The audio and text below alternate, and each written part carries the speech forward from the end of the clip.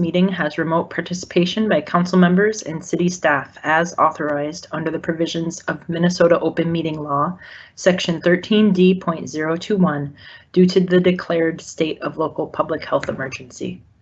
At this time, I'll ask the clerk to please call the roll and verify the presence of a quorum. Mr. Clerk? Councilmember Reich. Gordon. Cunningham. Present. Ellison. Present. Goodman. Present. Jenkins. Here. Cano. Bender. Here. Schrader. Here. Johnson. Vice Chair Fletcher. Councilmember Reich. Gordon. Cano. Johnson. Fletcher. Here. Chair Palmisano. Present. There are 8 members present. Thank you. Please let the record reflect we have a quorum. Colleagues, the purpose of this meeting and our singular agenda item today pertains to a proposal by the mayor to revise the adopted 2020 budget in recognition of the financial challenges the city has experienced due to multiple concurrent and overlapping emergencies which have confronted our community this year, beginning with the worldwide pandemic associated with the novel coronavirus and COVID-19. Several immediate steps have already been taken by the mayor and our council to backstop some of the initial financial challenges. Those efforts remain in place and include, for example, a freeze on discretionary spending, hiring, and similar actions. But as our financial team has told us repeatedly, these stopgap measures do not give us sufficient leverage to address our budget crisis. Therefore, in the interest of full transparency, we as elected policymakers have agreed to undertake a revision of the adopted 2020 budget, working in an expedited manner to reset our projections and our plans for the rest of the fiscal year. That work begins today with a proposed revision presented by Mayor Fry. I will recognize the mayor to present his proposal to revise the budget. Afterwards, I'll review our anticipated timeline and our calendar of meetings, and then I will open the floor to any initial questions or discussions from the dais. Mayor Fry, the floor is yours. Thank you, Madam Chair Palmisano. Your partnership has been greatly appreciated, and I want to thank all of you on the City Council for your partnership as well. Council President Bender, Council Vice President Jenkins, and Councilmember Palmisano and our teams have been meeting very consistently over the last several weeks. Your perspectives have been indispensable in shaping this revised budget and guiding some very difficult decisions for the sake of our city and the integrity of local government. It would not be an overstatement to suggest that this is truly our revised 2020 budget. And of course, like clockwork, our budget team has risen to the occasion and supported policymakers with excellence. Our task today is to modify the 2020 budget to account for major losses in revenue. I want to note that we understand that there are a number of competing priorities outstanding in our city, including the rapid growth of encampments. We will continue responding to these issues in separate but parallel tracks where we will be devoting resources along with county, state, and federal partners. Earlier this year, we developed and moved forward with the first phase of revising our 2020 budget to reflect the fiscal and social realities we were confronting then. Those realities included the then emerging threat of COVID-19 to our public health and our economic vitality. Today, those realities are compounded by the severe trauma and loss our city and nation confront in the aftermath of the killing of George Floyd. In the first step of right-sizing this year's budget, we achieved just over $58 million in savings through a combination of hiring and wage freezes, deferring what significant expenses we were able and lopping off 15% of all of our contracting work. That still left us confronting a $97.7 million revenue gap. Today, we're discussing not just how to bridge that gap, but how to sustainably bridge that gap. That means decisions we make today must take into account current conditions, but also be made with an eye toward the future. So here's what we know today. The global pandemic is hitting the nation hard, but it's hitting our neighbors of color harder. Black and Latino Americans are 3 times as likely to contract the virus and twice as likely to die from it. This is no time to abandon our commitment to racial justice and equity. We also must understand that we can't use all of our rainy day funds now. We are in the very early stages of what promises to be a long flood. Part of city policy and good governance is to maintain working capital for cash flow and contingencies. Over time, we build up our cash reserves across the funds that support our local government consistent with that policy. That meant one big decision node for this 2020 revision was determining how much of our cash on hand should go to plugging this deficit shortfall. While some of that cash has been rightfully put away as a rainy day fund, using too much of it would put our city in a financially perilous situation where one unanticipated cost would have serious consequences. Moreover, some costs are already anticipated, including the long-term impacts of this pandemic. And so we've committed to keeping $32 million on hand in the general fund and using $8 million from that same pool to offset our shortfalls.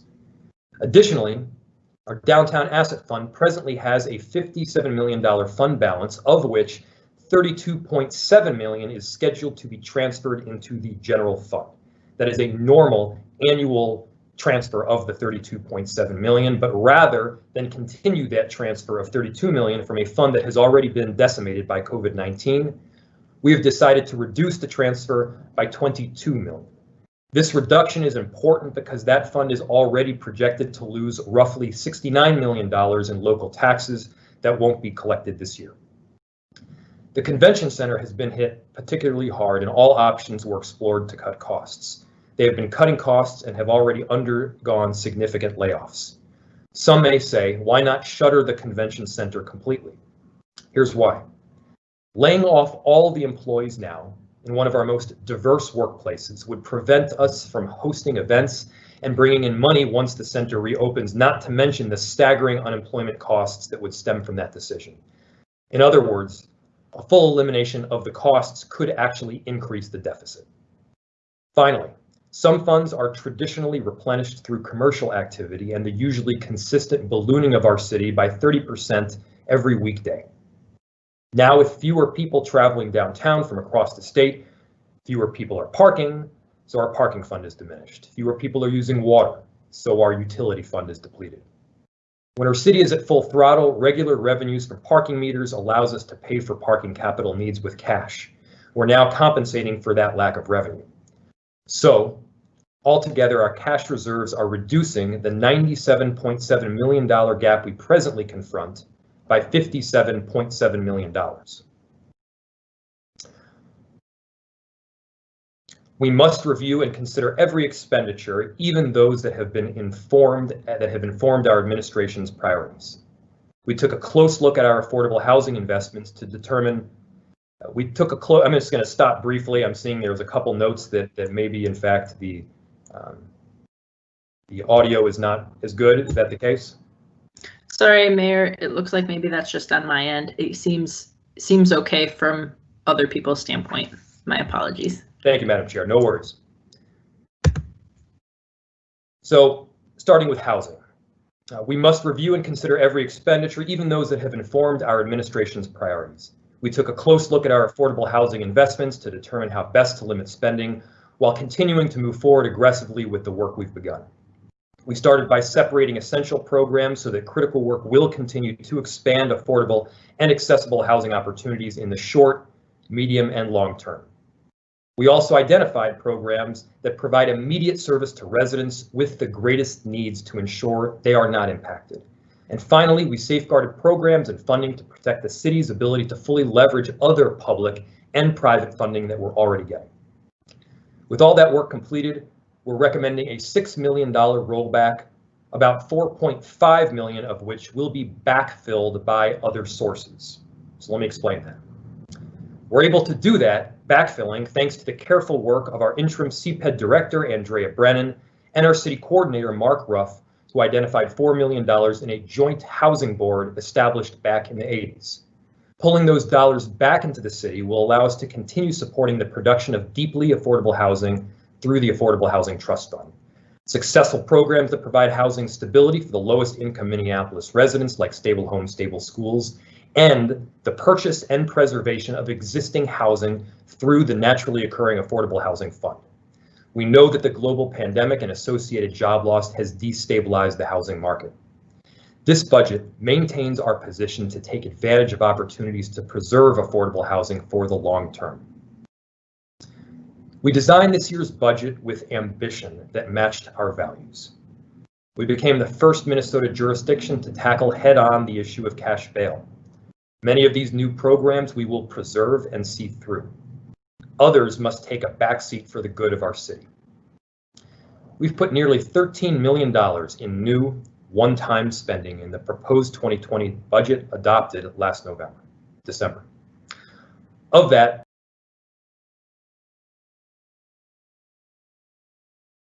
nearly $7 million has been spent. We've made significant cuts where possible and where appropriate. We started by applying a blanket. 70% cut across the board of funds remains. Then, based on our strategic priorities across the city, we adjusted. Alongside Council President Bender, Council Vice President Jenkins, and Councilmember Palmisano, we made difficult decisions, and I'm grateful for each and every one of your recommendations on these items in this proposal. They are reflected in full. We've reduced our planned new spending in several departments to a tune of anywhere from 4 to 47%. That includes functions from public safety to new software and external partnerships. But we've also dug deep in other areas to guard against cuts where they matter most in this moment. Our city's attorney's office is still poised to move forward with our trauma-informed domestic violence initiative. The new hospital-based intervention program for opioid use isn't going anywhere. And we've actually identified additional dollars to put toward our commercial property development fund, bringing the total fund allocated to just under $3 million. This new fund is aimed squarely at supporting Black, Indigenous people of color, and immigrant-owned businesses. And in our recovery process, the Commercial Property Development Fund serves an additional purpose: strengthening recovery, helping prevent gentrification, and boosting land and property ownership in communities of color.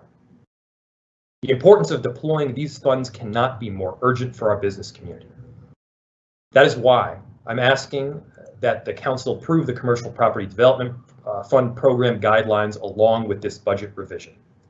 We cannot delay the distribution of important resources to our Black and brown business owners who we know have been disproportionately impacted, first by the pandemic and also by civil unrest. We must act now. All told, we've put over half of what's still available in new one-time spending on hold, over $3.5 million, while preserving what is core to our mission as local government. We've also taken great care to protect our city's most valuable resource, our people. Through their dedication and daily work, the employees in City Hall make our city better. Laced through our budgetary decisions was one common thread: we're in this together, and we do this as a team. Rather than issue full-scale layoffs for some with no consequence for others, I want it to be clear that making it through this crisis will demand sacrifice of every member of this enterprise. I want to acknowledge all our employees who volunteered for budgetary leave. As a result, the city was able to capture $600,000 in savings. That's $600,000 in savings from those who volunteered for budgetary leave, or roughly equivalent of half a furlough day per employee. We are proud of our 22 unions that represent employees throughout our city enterprise. The nature of unions is that they are all independent. Through that brings 22 unique sets of needs and circumstances. We all have a common goal: minimizing the impact to our city staff. We know that this will require a balancing act.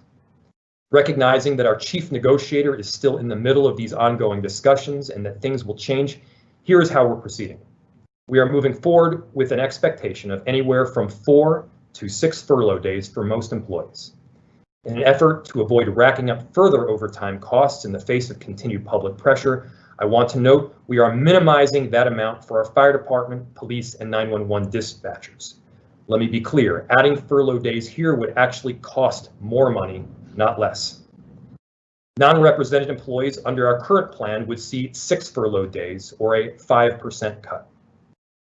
And the difficult reality, the one that we have been collectively fighting hardest to avoid, is that in 2020 we may have to undergo up to 40 layoffs to continue operating.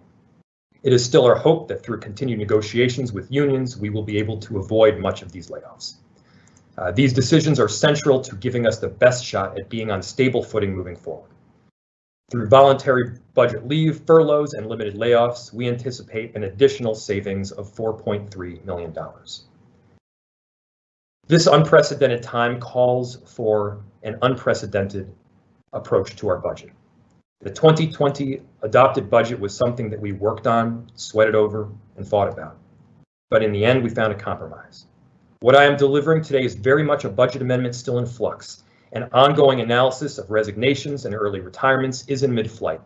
Our projections about COVID costs, the trajectory of the virus, tax revenues, and potential state and federal resources are uncertain. Guidance on how and what to spend those resources on changes weekly. I have asked departments to assess their capacity for further savings and reprioritization of work. My ask of City Council is that we're deliberate, we're thoughtful, and we're communicative. Major departmental programming and staffing changes should be thoroughly vetted and implemented for the 2021 budget, which will be underway in less than a month. Some information will be available to you that is not completed by the time that I arrived at these decisions. But we didn't have time to wait. I'm delivering to you a budget with the best information I had available and trust that you will continue digging into the details and moving quickly to help our city weather this storm. I submit this proposal with humility and hopefulness. Our city and every individual who serves in this government has been humbled by what has transpired this year in Minneapolis. But it should not be lost on anyone that those who are continuing to serve throughout this time do so because they are hopeful for what the future holds. Hopeful that Minneapolis will emerge a stronger, more resilient, more inclusive city than it's ever been. That has been and must continue to be our guiding light moving forward. Thank you. Thank you, Mr. Mayor. Now I'd like to review the anticipated timeline that will work to complete this budget revision. First and foremost, I will note that this committee will be meeting again tomorrow morning, starting at 10 a.m. to get a detailed analysis from our budget team on the mayor's proposal and dive deeply into questions. That meeting is intended to have this in-depth information about the changes and for people to have a lot of discussion. Staff will also respond to any specific questions that you might have. This committee has scheduled 2 public hearings on this proposed budget. The first is set for next Tuesday, July 14th, and that's the evening public hearing at 6:05 p.m. As with all our other meetings, these hearings will be conducted virtually using our online platform. The second public hearing is scheduled for Wednesday, July 22nd, beginning at 10 a.m. The Budget Committee will conduct a markup with initial amendments from council members if we have them on Friday, July 17th, between those 2 public hearings. That markup session will begin promptly at 1 p.m. We do expect to bring forward a final revised budget proposal to the full City Council for its consideration as part of the adjourned meeting scheduled for Friday, July 24th at 9:30 a.m. This entire schedule is published on the calendar that is posted in LIMS and available from the city's website. With that, I will ask, are there any initial questions or comments from my colleagues?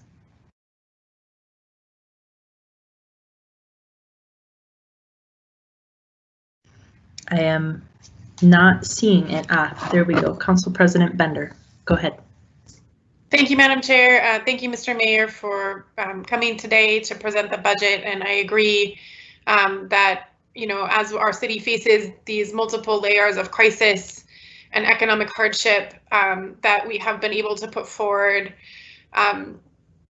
cuts that really preserve a lot of the core values of our community, particularly, I think, protecting the affordable housing investments that have been made was such a critical priority, especially as we see so much housing instability around us. Of course, always asking for more help and support from other units of government, the state, other local jurisdictions, as well as we tackle that statewide problem of housing instability and homelessness. I did want to just say a couple things. One, mostly for my colleagues, I did ask the finance office, and I know they shared with department heads, for some more information about how that 15% of contract cuts would be implemented. I know that a lot of our contracts are things that are focused in race equity investments, which is a priority for all of us. I know you, Mayor, and the council. So, you know, I would be happy to bring that through as a more formal staff direction. So I'll follow up with Chair Palmisano about that, and I can also just forward the email around that I sent to the budget office a while back, and that instruction that they gave to department heads around that 15% of the contracts that came in the phase 1 cuts. I also just wanted to acknowledge that we have been hearing a lot of feedback from all of our constituents about public safety. And while there wasn't an alternative proposal from any council member today for the public safety budget as proposed, I know we will hear about that in the 2 public hearings. And I know we will each weigh what we're hearing from our constituents, and Mayor, we're willing and always wanting to work together with you as much as possible. So I didn't want to leave that unsaid with all of the feedback that I know I've received from my constituents, and I'm sure others have as well, about our public safety budget, knowing that this isn't a supplemental budget that's specific to cutting things because of the declining revenue related to the coronavirus, but also knowing that we will likely hear feedback for this budget as well as to help inform the budget that will be proposed in just about a month from the mayor for the 2021 budget. Of course, the council won't vote on that until December.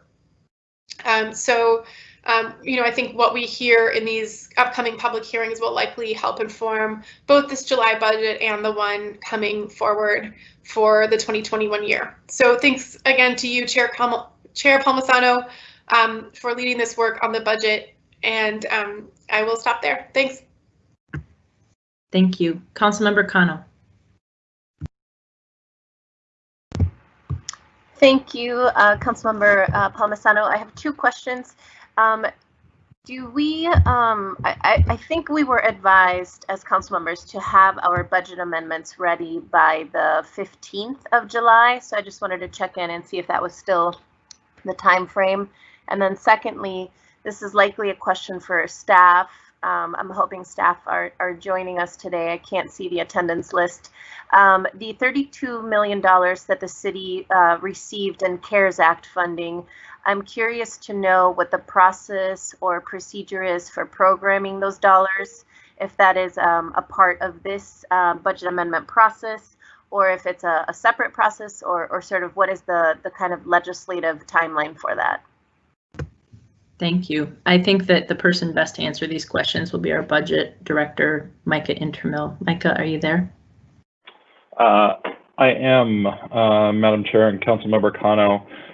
So as I mentioned, I think when I presented detail on the phase 1 reductions a few weeks ago, staff's recommended approaches to tackle this first problem first, that being the revenue loss caused by the pandemic, and the second problem second, that being the additional expenses incurred in association with the pandemic. So our recommendation is to wait until August or September to do that formal allocation of dollars. That's not to say we should wait on responding to the pandemic, and in fact, that response has been going on since March, and we've been tracking those costs, and so those costs that have already been incurred will be part of the $32 million in federal funding that will need to be formally appropriated into departments' budgets. But at this point, it's in the several millions of dollars, not tens of millions of dollars that has already been spent. Thank you. And Director Intermill, one other question from the council member was about, are we still, is it still appropriate to say that we need budget amendments from my colleagues by July 15th?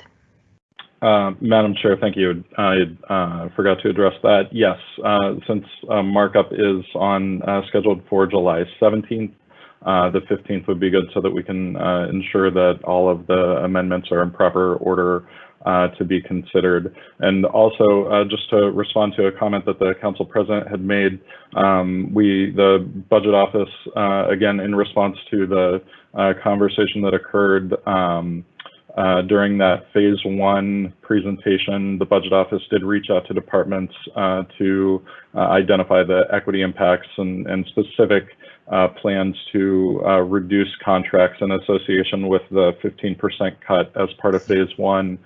We have received those responses from departments and are just in the process of pulling together all of that information so that we can turn it over to you in a consumable format. So I don't believe an additional staff direction is necessary, and I anticipate that we will be sending that to you in the next few days. Thank you, Director. If that isn't ready for tomorrow, which it sounds like it might not be, maybe we could ask you to speak to it briefly in your comments before a public hearing. Thank you. Happy to do that. Yeah. Are there any other questions from my colleagues? Questions or comments? Seeing none, we've concluded the business to come before committee today. I want to thank Mayor Fry for his proposal and for his presentation that outlines his ideas for how we can position the city for success in the face of several unprecedented challenges. I know that we stand united as a team of elected policymakers to do what's best for the immediate as well as the long-term needs of our community and of our constituents. So with that and without objection, we will stand adjourned until tomorrow morning. Thank you very much.